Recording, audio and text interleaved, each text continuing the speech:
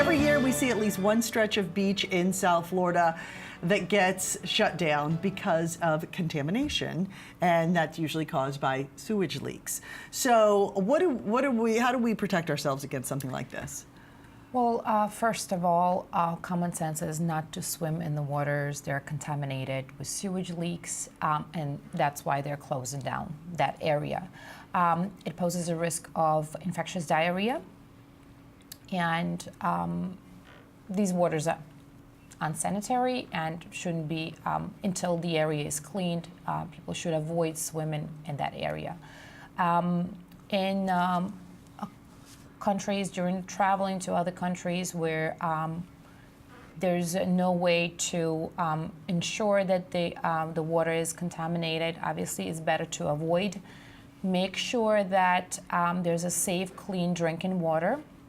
And obviously if you happen to be submerged in that type of water, proper washing and avoiding swallowing the water. What about contaminated water at water parks or hotel pools, hot tubs? Do we need to be concerned about bacteria you hear about, especially in hot tubs because it's so hot?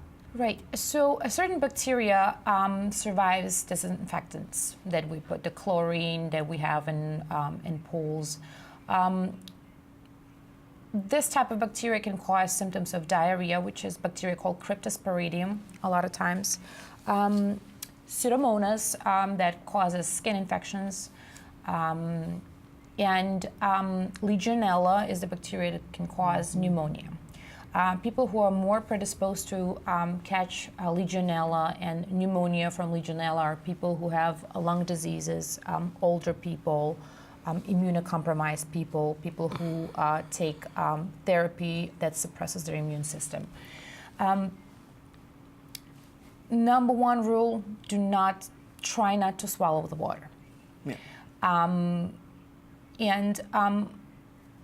Public pools, water parks, they usually follow CDC regulations for use the antiseptic and keeping the water clean. As safe as possible. Right, as safe, and keeping it as safe as possible.